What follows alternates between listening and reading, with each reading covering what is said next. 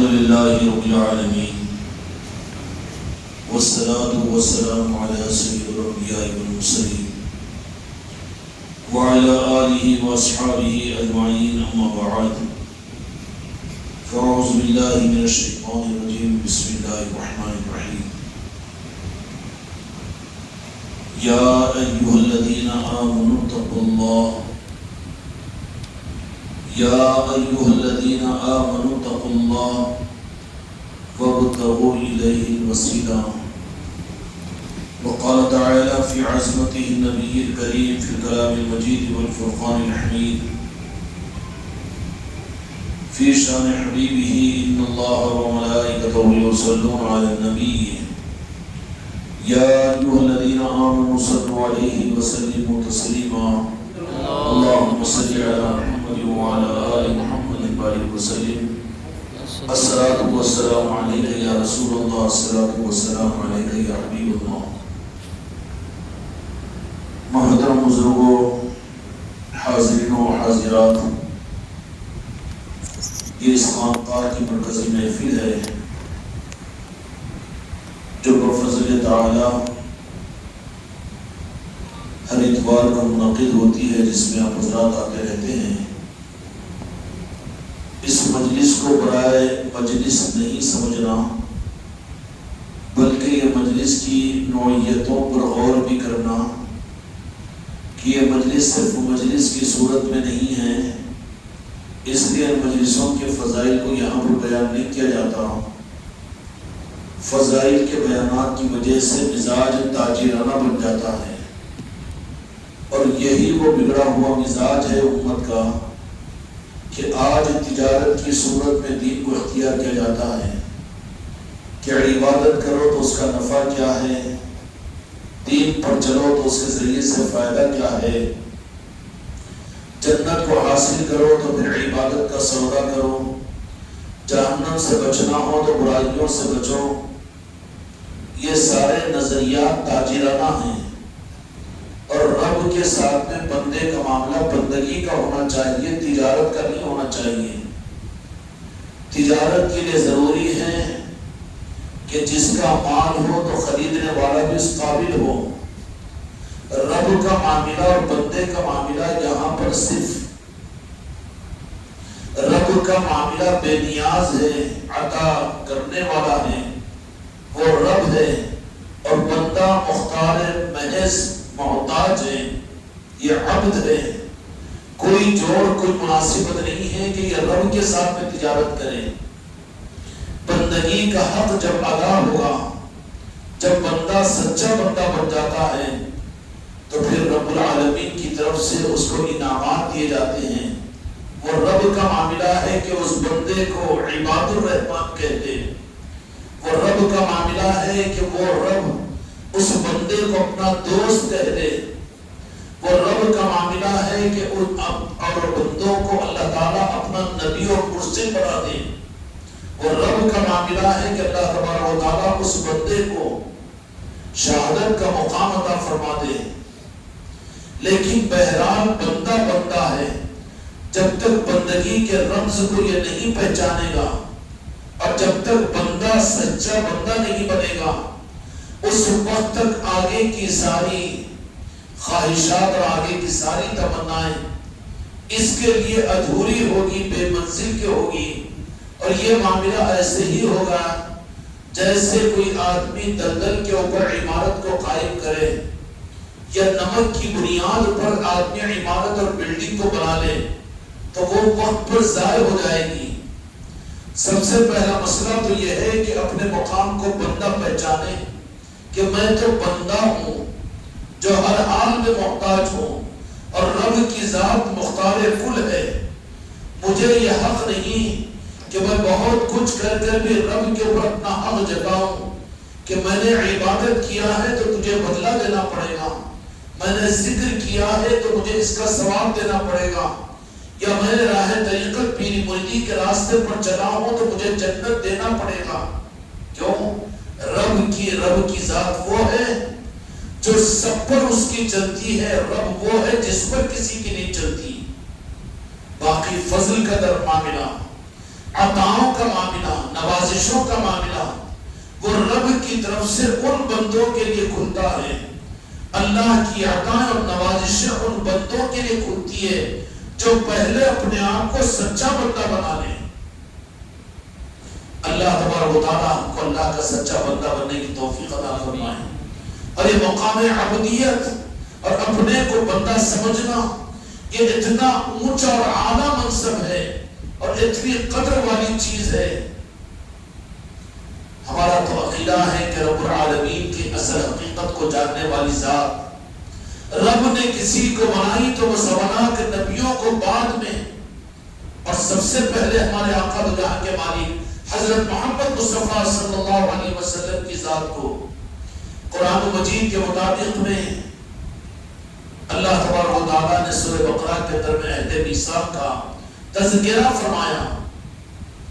انبیاء کی ارواح کے سامنے اللہ تعالیٰ نے سوال کیا الستو بربکم.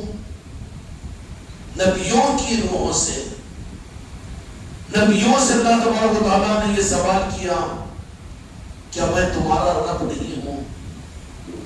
اب یہ 4 کتابیں پڑھ کر تھوڑی تقریر سیکھ کر اور رب کے بارے میں یہ سمجھ لے کہ وہ رب ہے، خالق ہے، مالک ہے، علم رب کی راہ کے اندر میں نہیں چل سکتا بلکہ پہچان اور معرفت چلتی ہے. علم والے اپنی منزل کے اعتبار سے علم تھا شیطان کو رب کا کام آیا.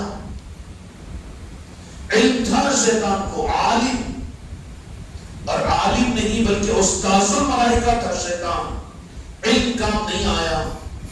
تو رب کے معاملے میں تمہارا میرا علم کہاں سمندر کہاں قطرہ. تقابل عبرت کے لیے اچھوں کے ساتھ میں بعد میں لیجئے ضرف پیدا ہو جائے، شیطان اور پلید کے ساتھ میں تو لیجئے کہ علم کتنا تھا رب کی ذات کا.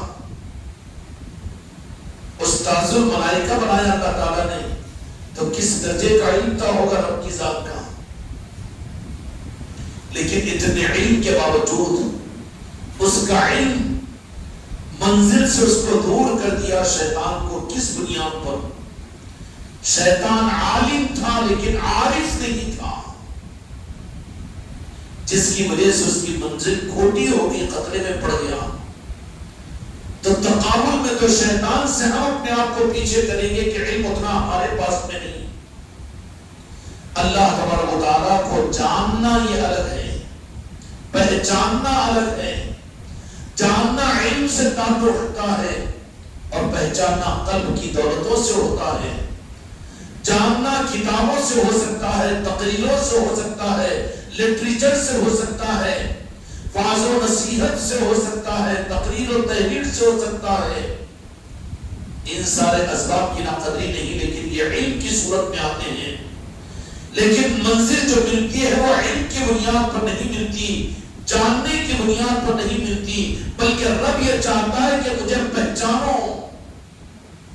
کبھی سوال ہمارے تمہارے دل میں بھی پیدا ہوا، ہم کتابیں پڑھ کر مطمئن، بیانات کر کے مطمئن، صفوں کی گردانی کر کے مطمئن نہیں، بلکہ اللہ تبارک و تعالیٰ کا معاملہ اپنی ذات کے بارے میں کیا ہے.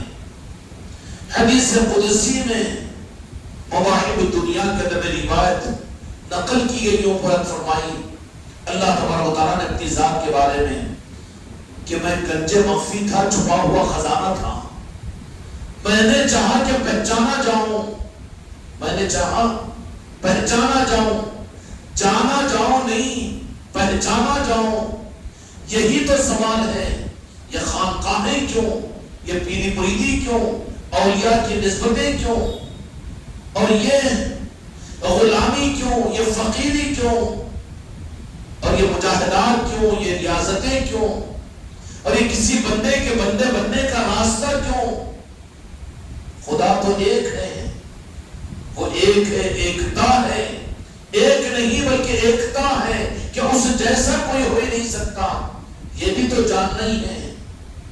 جاننے کے اعتبار سے شیطان کا علم اس درجے پر اللہ نے اتنا علم اس وقت عطا فرمایا کہ اس علم کی کثرت کی بنیاد پر خدا نے فرشتوں کو استاد بنا دیا، فرشتوں کا استاد بنایا.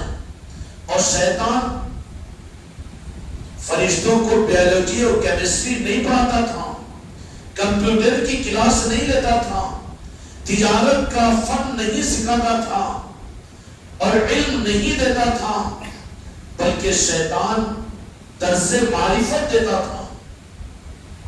کتنا علم تھا اس کے پاس، علم اتنا، اس لیے وہ پیر بھی اپنے آپ کو علم کے اس مقام پر پہنچا دے، لیکن بدنصیبی سے اگر اس کی پہچان اگر نصیب نہیں ہوئی، خدا کی قسم اپنے اونچے مقام سے بھی مردود ہو جائے گا جیسے شیطان ہو گیا ہے، منزل ہاتھ سے نکل جائے گی.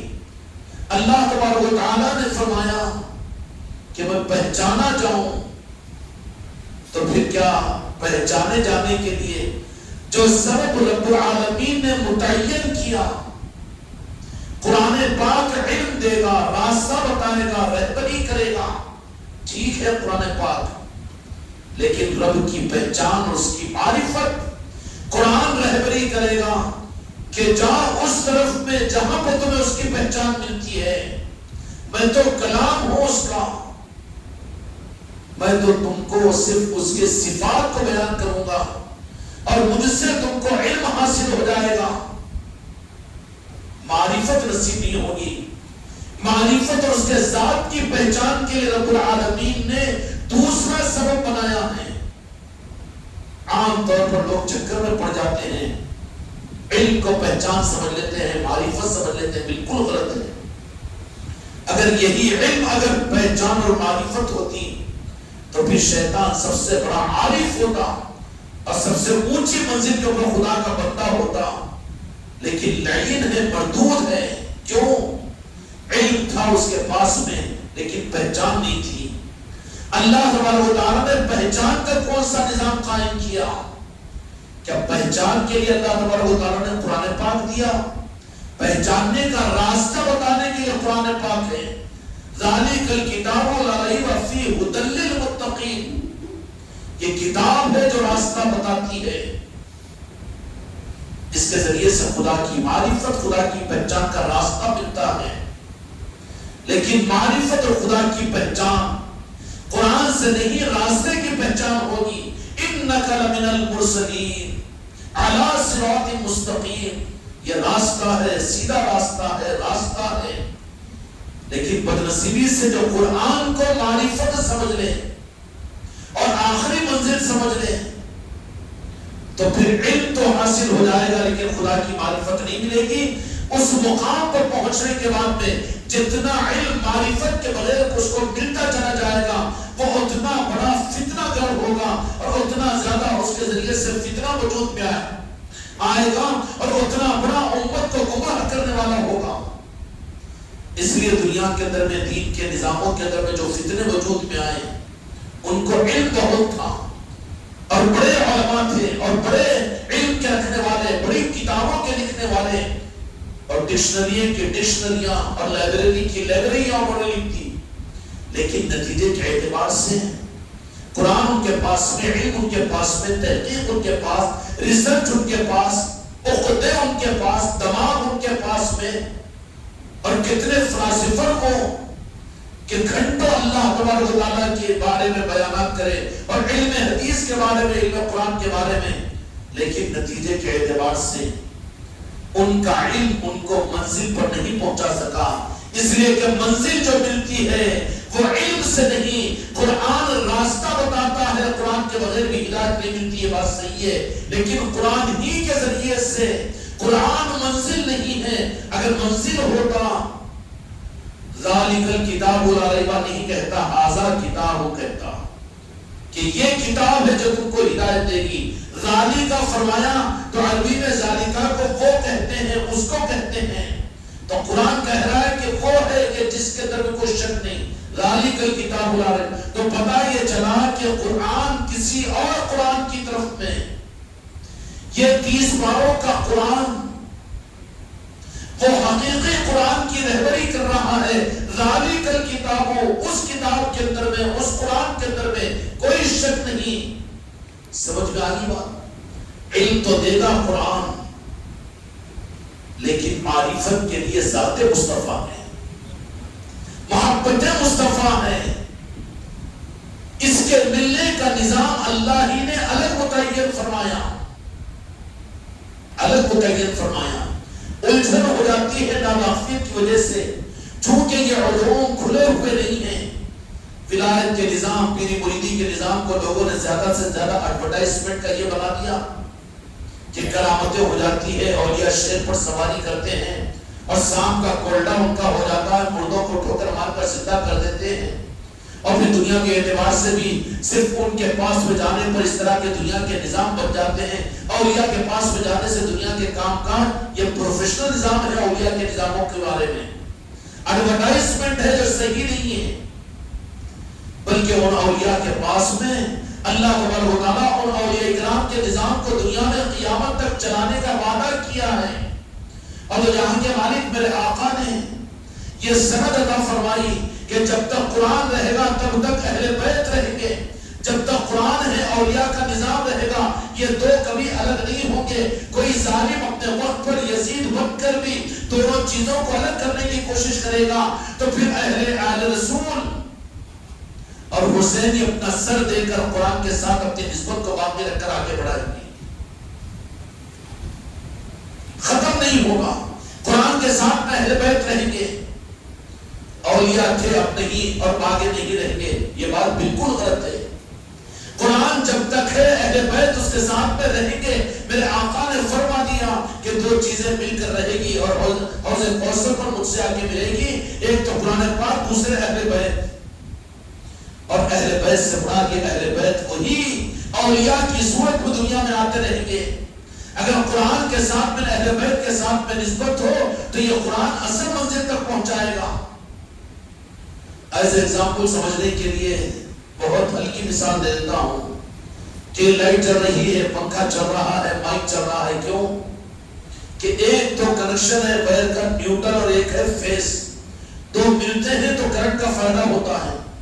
اگر آپ صرف نیوٹرل ہی نیوٹرل رکھو لائٹ چلے گی، پنکھا چلے گا، یا صرف نیوٹرل کو ہٹا دو خالی فیس ہی فیس کو رکھو، لوگ کہیں کہ پیری مریدی کی کیا ضرورت ہے، یا اولیاء کی کیا ضرورت ہے، یا غریب نواز کہنے کی کیا ضرورت ہے، یا غوث الاعظم کے نظام کی کیا ضرورت ہے، مولا کائنات کی یاد کرنے کی کیا ضرورت ہے، یہ کیا چیزیں ہیں اس کے بغیر قرآن ہمارے پاس میں ہے۔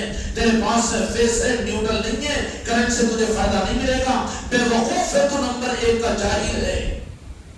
رب کا نظام ہے، قرآن سے تمہیں فیض ملے تو اسی کے ساتھ میں اہل بیت کی نسبت بھی تمہارے لیے ضروری ہے۔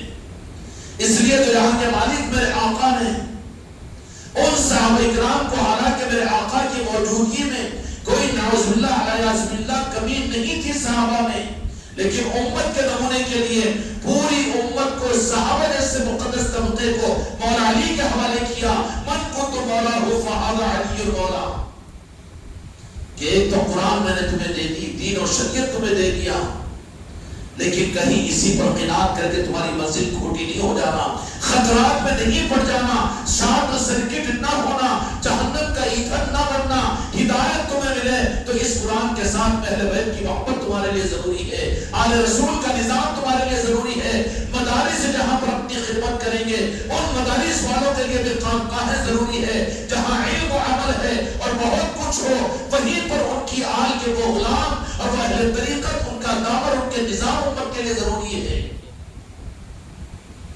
دوسری مثال سمجھنے کے لیے، انسان کی حیات اور زندگی کے لیے غذا ضروری ہے، غذا کے لیے ہوٹلیں ضروری ہے، گودام ضروری ہے، روزی ضروری ہے، لیکن روزی اور گودام اور ہوٹلیں یہ صحت کے لیے، صحت کی بقا کے لیے صرف غذا ضروری نہیں، بلکہ یہی غذا کھاتے کھاتے آدمی بیمار ہو سکتا ہے۔ بیمار ہوگا کہ نہیں ہوگا؟ اب بیمار جو ہو جائے یہ فارمولا دے دو اس کو، وہ سب دوائیں بیکار کی چیز ہے، نہیں غذا، اس کو اب بیچارے کو دست اور پیخانے لگے اور آپ کہہ دیں کہ نہیں اللہ پر بھروسہ کرو، اس کو خوب بادام کا ہریلا پلاؤ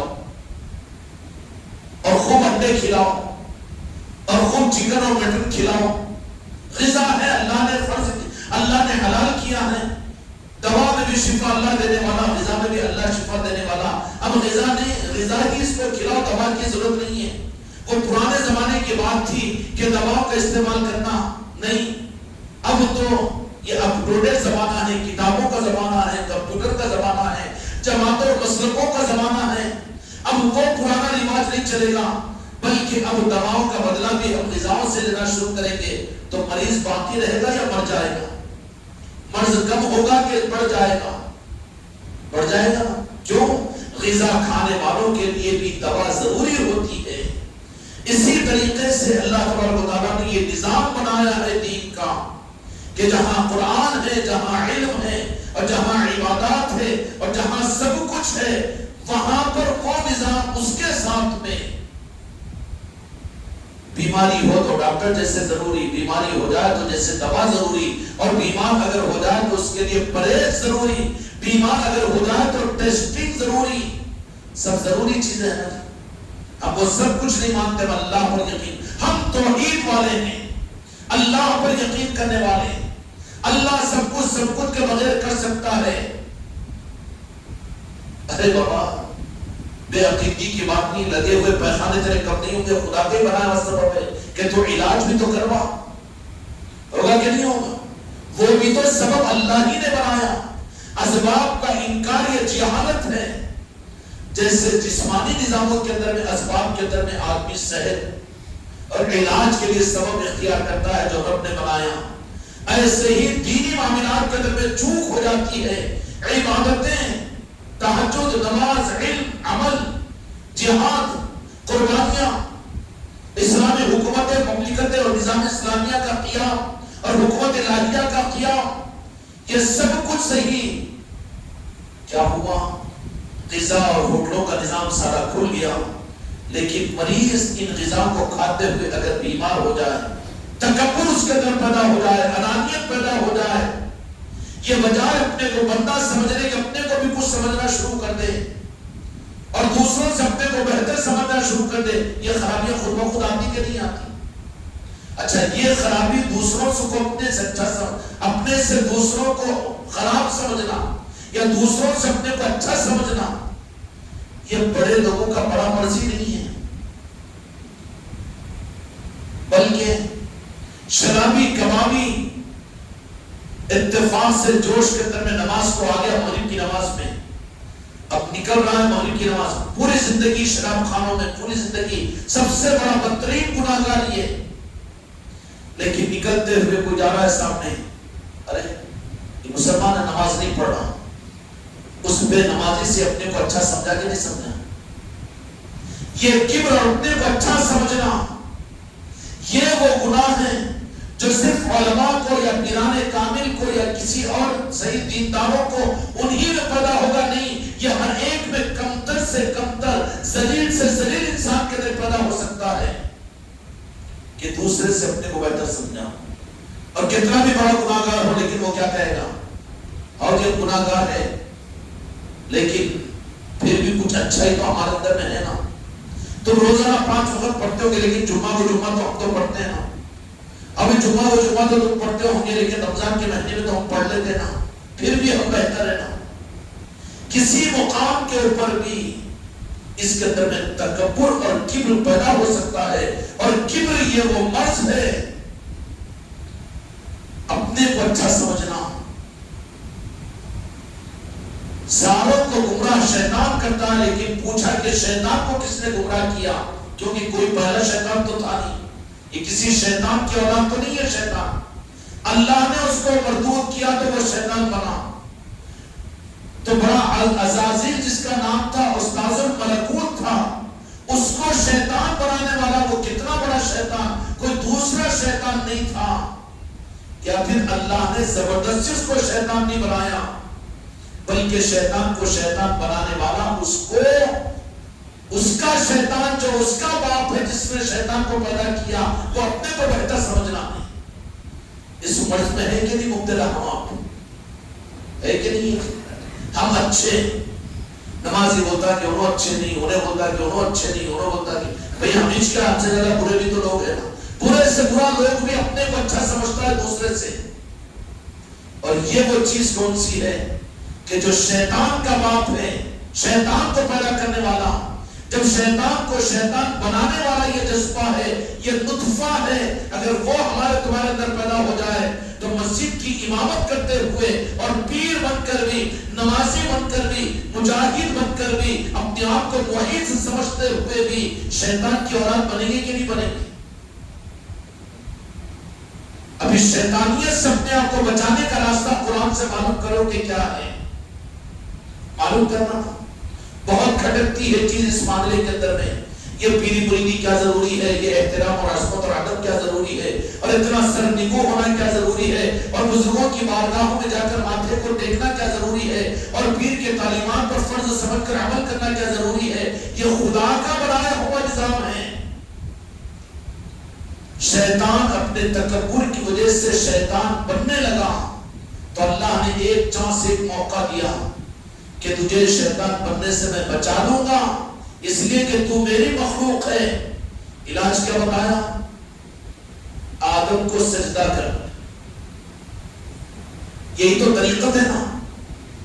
اب جہاں طریقت کا نام ہے، پیر مریدی کا نام ہے، لیکن لالچ، دنیا پرستی، دنیا بنانا، جنت اور جہنم کا نظام، وہ کہاں ہے پیری مریدی؟ وہ تو بورڈ لگا ہوا ہے پیری مریدی کا، لیکن جو چیزیں بیچی جا رہی ہے وہ غلط ہے۔ جہاں پیری مریدی ہے وہاں پر قرآن سے پوچھے اور اللہ تبارک و تعالیٰ سے معلوم کرے تو پتہ یہ چلے گا کہ شیطان کے اندر سے کبر کے ختم کرنے کے لیے، شیطان کے نطفے کو ختم کرنے کے لیے خدا نے علاج کیا تجویز کیا تھا؟ کیا تجویز کیا تھا؟ میرا سجدہ کر لیں، مجھے رب مان لیں، میری عبادت کر لیں، اور 1 لاکھ حج کر لیں یا جہاد کر لیں، نوافل پڑھ لیں۔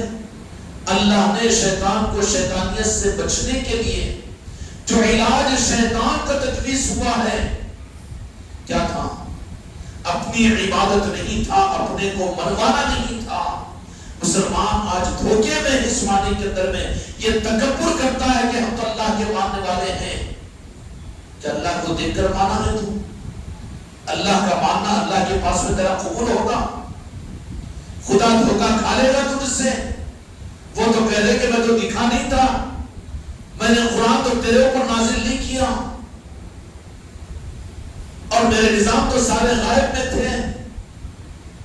یہ کہہ رہے کہ نہیں، اللہ اللہ، دھوکے میں نہیں ہے۔ پھر اللہ کا نظام کیا ہے؟ اللہ کا نظام قرآن مجید کے مطابق میں شیطان کو اس نطفہ شیطانیت سے پاک کرنے کے لیے جو دوا تجویز کی ہے وہ آدم کا سجدہ ہے۔ کیا ہے؟ آدم کا سجدہ۔ کیا معنی ہے اس کا؟ آدمی بنتے ہیں آدمیوں کے ذریعے سے، سانچوں میں ڈھالا جاتا ہے، خدا کا نظام ہے۔ اس لیے خدا خود ہدایت کی کتاب لے کر بندوں میں نہیں آیا، بلکہ اپنے محبوب تو جہاں کے مالک محمد رسول اللہ صلی اللہ علیہ وسلم کو بشریت کے سانچے میں ڈھال کر دنیا میں بھیجا۔